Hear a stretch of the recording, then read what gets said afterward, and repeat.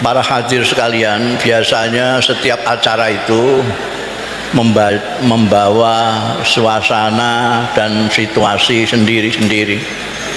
Jadi kalau Maulidur Rasul Sallallahu Alaihi Wasallam membawa suasana gembira, datangnya cahaya, lahirnya petunjuk dan seterusnya. Kalau haul kita merenung tentang kematian, apakah kita akan dikholi apa enggak nanti. Jadi setiap acara itu membawa suasana dan situasinya sendiri-sendiri. Kalau dirangkap seperti sekarang ini ya khaul ya tasyakuran, ini rada repot itu. Repot. Jadi ini tasyakuran sekaligus ingat mati.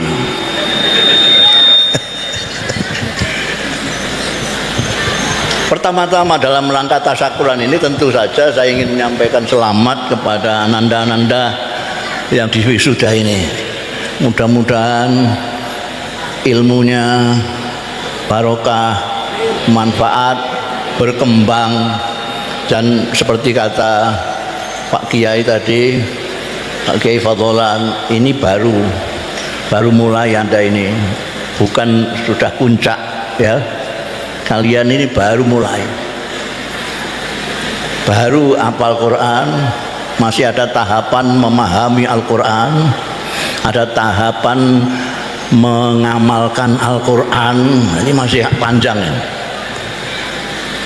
Ini saya sering gembar-gemborkan di mana-mana, tapi rupanya MUI, Kementerian Agama, dan badan sensus yang lain nggak dengarkan. Saya itu gembor, Indonesia ini mayoritas itu beragama Islam. Jadi kalau di atas bis ada 100 orang, minimal 80 orang itu orang Islam. Orang Islam kalau ditanya pedomanmu apa, selalu mengatakan Al-Quranul Karim. Pertanyaannya, Anda baca Quran apa enggak? Baca, paham apa enggak? Paham. Ngamalkan apa enggak? Di situ berhenti biasanya. Jadi masih ada penelitian berapa orang di antara sekian banyaknya yang hafal Quran di Indonesia ini, berapa orang yang paham Al-Quran. Yang paham sekian ini, berapa yang mengamalkan Al-Quran. Kalau ini disensus, diteliti, hasilnya saya yakin bisa untuk menyelesaikan semua persoalan di Indonesia ini. Kenapa saya yakin? Karena itu tadi, mayoritas umat Islam adalah orang-orang Islam. Kalau Indonesia ini sukses, makmur, itu yang paling pertama harus bersyukur adalah orang Islam. Sebaliknya kalau terpuruk, tanggung jawab yang paling besar adalah umat Islam. Nah sekarang ini kan kita sedih juga ya, yang ditangkap polisi itu asalnya tidak jilbaban malah jilbaban. Yang asalnya tidak pakai peci. Jadi untuk mengesankan umat Islam ini korupsi ini, kan itu menyedihkan sekali. Tapi kalau disurvei nanti ketahuan ini. Oh yang baca Quran sekian, oh yang paham cuma sekian, oh yang ngamalkan tidak ada, itu ketahuan. Ini yang perlu menjadi perenungan kita. Ini anak-anak ini baru hafal Quran. Jadi istilahnya itu kalau di Arab hamilul Quran. Kalau di Indonesia ini diplesetkan apa kepleset, istilahnya hafizul Quran. Padahal hafid itu kalau istilahnya yang internasional itu ya hafal beberapa ribu hadis. Kalau Quran hamilul Quran. Jadi ini hamalatul Quran. Ini baru hafal. Tugas Anda nanti itu adalah memahami Al-Quran, berikutnya mengamalkan Al-Quran. Mudah-mudahan ini menjadi tekad Anda sekalian nanti sehingga anak betul-betul bermanfaat di dunia ini, fid-dini wa dunya wal akhirah. Para hadir sekalian yang terhormat, ini jadi nanti kita bab saja, ini bab syukuran, nanti bab khol. Sebab kalau kita pertama-tama bab khol, kita harus menundukkan kepala semua. Kalau kita ngekholi, kata Allah yarham ayah saya Kiai Bisri Mustafa itu, ngekholi orang itu seperti orang memikul jenazah. Orang memikul jenazah kok ketawa-ketawa, itu kuali udelin. Orang mikul pendosa, mengikul keranda ke makam, itu harus ingat, saya sekarang memikul. Kapan saya dipikul? Sekarang saya ngekholi Kiai Mustafa dan para sesepuh masa saya. Kapan saya dikholi? Wa idza hamalta ilal kuburi janazatan fa'lam bi annaka ba'daha ma'mul. Wa idza busida umura qaumin yauman fa'lam bi annaka ba'daha ma'zul. Kalau suatu ketika engkau memikul keranda ke makam, ke kuburan, ingatlah bahwa suatu saat kamu akan dipikul juga. Kalau suatu saat engkau diserai suatu jabatan, urusan, ingatlah bahwa suatu saat kau akan lengser. Kalau tidak lengser ya dilengserkan. Orang hidup kalau ingat mati, dia akan jadi orang baik. Pejabat kalau ingat akan lengser, dia akan baik. Karena pejabat korup, pejabat mentang-mentang, itu karena dia lupa bahwa dia akan lengser. Kalau tidak lengser ya dilengserkan. Pak Harto kurang apa hebatnya?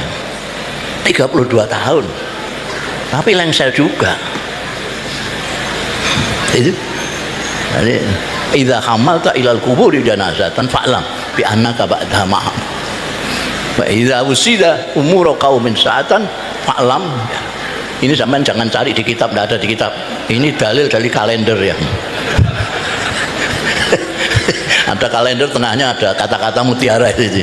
Jadi sampean cari kitab yang nggak ada itu. Jadi kita sekarang ngekholi Kiai Mustafa dan para sesepuh-sepuh yang berjasa pada waktu. Kita nanti dikholi apa tidak, itu tergantung. Ada 2 syarat untuk dikholi, didoakan orang banyak, sekian banyaknya ini, itu ada kan. Yang satu menjadi soleh atau menjadi orang yang mempunyai anak soleh, itu aja. Menjadi soleh ya seperti inilah, ngapalkan Quran, belajar ya, segala macam, menjadi orang yang berakhlak soleh. Nanti orang-orang akan mendapatkan jasanya dan orang-orang itu akan menghormatinya dan mendoakannya setiap tahun. Atau kita menjadi anak soleh yang tahu jasanya orang tua. Jadi orang tuanya meskipun bukan kiai, bukan apa, tapi anaknya soleh, dia akan bikin khaul untuk orang tuanya, undang orang dan mendoakan orang tuanya. Ya ini. Jadi khaul itu ada yang bilang khaul ini seperti mauludan, itu bid'ah. Ya biar aja bid'ah, nggak apa-apa. Banyak sekali kok sekarang bid'ah banyak. Pesantren seperti ini ya bid'ah ini. Zaman Nabi tidak ada, apalagi pakai berbagai bahasa seperti ini tidak ada. Dulu zaman Nabi Arab toh ini ada Inggrisnya, ada segala macam. Bid'ah sekarang. Mau jurusi yang muni bid'ah itu. Oh, kalau ini kita adakan untuk mengenang kembali jasa-jasa yang kita kholi, atau kita memikirkan diri kita sendiri, apakah kita berhak dikhauli orang atau tidak. Nah, ini hikmah daripada melaksanakan khaul. Sekarang acara tasyakuran. Kenapa kita tasyakuran? Karena tidak semua orang mendapat kesempatan bisa mondok, bisa untuk kiai apik, untuk pesantren apik, untuk pelajaran apik, sehingga mendapatkan masukan-masukan yang apik. Ini semua Gusti Allah Ta'ala. Gusti Allah Ta'ala yang ngosekno atine wong tua-tuane anak-anak ini untuk mondokkan ke sini. Jadi syukuran, mensyukuri bahwa kita dipilih oleh Allah Subhanahu wa Ta'ala menjadi orang-orang sing apik, kumpul karo wong-wong apik.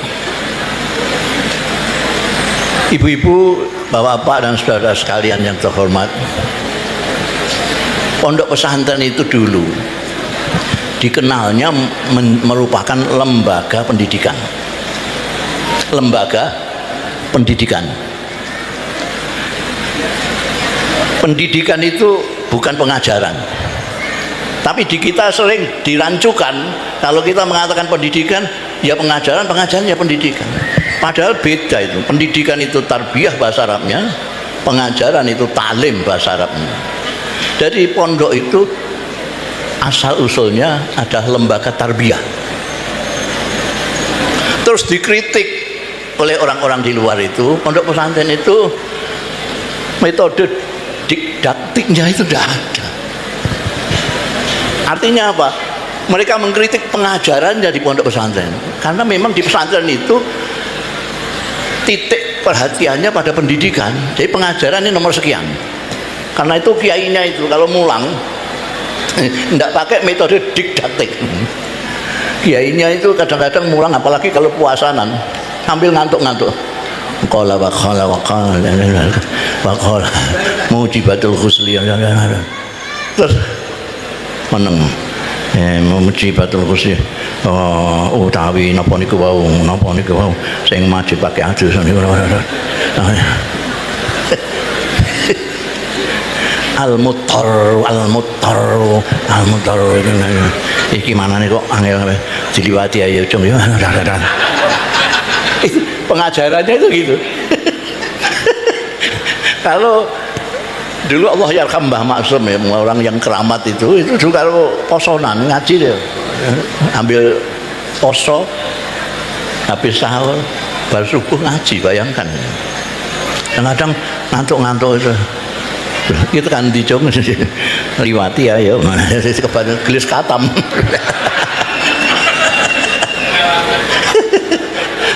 Tapi tidak itu. Kenapa? Ada lagi di samping itu yang supranatural. Barokahnya kiai itu yang tidak pernah dihitung oleh para intelektual sekarang. Dan mereka mungkin ya nggak percaya barokah. Kalau nggak percaya barokah, Anda harus nggak percaya kepada saya. Karena saya ini hanya sampai kelas 1 sanawiyah, drop out. Saya mondoknya di pesantren Krapyak Kiai Ali Masuk. Saya di Lirboyo Kiai Makhrus Kiai Masuki 1,5 tahun. Kelas 3 ibtidaiyah naik kelas 4 ibtidaiyah. Terus oleh ayah saya ditarik, tidak boleh balik lagi. Karena ketika pulang saya rambutnya panjang, pakai baju takwa, seragam dengan Gusmi. Tahu kan Gusmi? Kalau saya tidak drop out, saya juga seperti Gusmi jadi wali. Jadi wali juga. Ayah saya tahu, terus tidak boleh kembali ke Krapyak, tidak boleh. Wah, wes ora usah balik. Aku ini mau kiai tok, kowe ketoke meh dadi wali. Engko aku rak kalah karo. Terus saya ditarik tidak lagi ke Lirboyo, dipindah ke Krapyak Jogja. Krapyak Jogja pulang katokan cekak. Wah, iki kowe iki pancen dudu anake wong, kowe repot ngene. Dosok ning Lirboyo ngluduke kaya ngono ning gone Krapyak Jogja katokan cekak juga pantes. Terus tinjalno ae di rumah itu. Nganggur blok-blok. Dan itu sekarang saya di mana-mana dipundung Al-Mukarram. Gambar saya dipasang buat di sini. Sampai mau menjelaskan bagaimana, nggak bisa. Pengen jelaskan dia jajan. Kelas 1 sanawiyah drop out, Al-Mukarram. Iya. Lah ini coba tiru, terus drop out. Jadi ada yang namanya barokah itu, yang orang tidak percaya, saya sangat yakin. Barokahnya apa saya ini? Barokahnya ibu saya. Saya ngomong sama ibu saya, Bu, anak jenengan itu udah jadi kabeh, ana sing jadi kiai, ana sing jadi dokter Andes, ana sing jadi dokter Anda. Kula niki sekolah mangkrak. Sing marakno mangkrak niki apa? Mergo lagi ngaji sedelok dipindah rono pindah rene salah bojone jenengan iki bapak. Lah terus karepmu piye karepmu? Wis sakniki jenengan sing kudu nulungi kula. Piye carane? Angger bab salat jenengan ndongakake kula dadi wong. Nek ora dadi wong tenan kula. Jadi barokah yang mbok kula. Angger sembar sembayang padahal mbok kula itu mboten gadah penggawean kecuali sembayang. Mbok kula niku sembayang wiridan, sembayang maca Quran, sembayang wiridan maca Quran. Jadi donga mesti mboten nate sampean sebut jeneng kula. Anak kula Mustofa Bisri niku nek mboten dadek nang wong mboten dadi wong. Jadi kula yakin banget ana barokahane. Ana barokah. Jadi jenengan sing wali-wali santri sing napa namine putrane dititipno mriki niku jenengan kudu syukur sing gedhe mergo jenengan diusikno atine karo Gusti Allah mondokno teng mriki. Nek gak diusikno gak mungkin. Zaman kaya ngene kok blusuk-blusuk alas. Ini blusuk alas. Aku ya gumun kok ana wong rene iki lha piye. Di keramate ame tak arani keramat kok isih enom. Nek kaya kula keramat kan pantes wis tuwa. Iki padahal isih enom keramat itu piye? Barokah ini barokah. Jadi jenengan sing wali-wali santri sampean ndongakake putra-putrane menika. Jadi sakwise apal Quran supaya diterusno memahami Quran, ngamalno Al-Quran. Sing durung supaya didongakno iso apal Quran, iso paham Quran, ngamalno Al-Quran. Niki butuh banget. Indonesia niku butuh sangat. Kalih tiyang sing paham Quran lan ngamalno Quran. Nek sing hafal Quran kuwatah sanget. Hafal Quran kuwatah sanget. Oh niku napa niku pesantren-pesantren penghafal Quran, tahfidzul Quran niku kuwatah sanget. Pesantren tahfidz. Pesantren sing didik santri supaya gelem ngamalno Quran niki sing sithik niku. Mbah ana mbah ora. Ngamalno Quran. Niki penting banget. Mergo kula nggih delok niku wau ana sing korupsi nampil seperti orang muslim. Lah iki apa hakim konstitusi ngetokno Islami kan bangga kita. Alhamdulillah. Dia bareng dipacaki oranye niku nganggo peci, nganggo jilbab. Wah mateng aku iki. Iki ngelek-ngelek agama aku iki. Para rawuh sedaya yang mulya sepindah malih sing dadi wali-wali santri supaya syukur sing gedhe. Pertama syukur mergo diusikno atine karo pangeran mondokno anake kon ngapalno Quran. Syukur sing kedua anak-anake sakniki ana sing wis hafal Al-Qur'an. Arek tahapan-tahapan memahami Al-Qur'an dan mengamalkan Al-Qur'an. Kita dongaake muga-muga bocah-bocah niki mangke memahami Al-Qur'an lan ngamalno Al-Qur'an untuk menyebarkan manfaat ke kiri kanan. Khairukum anfa'ukum linnas.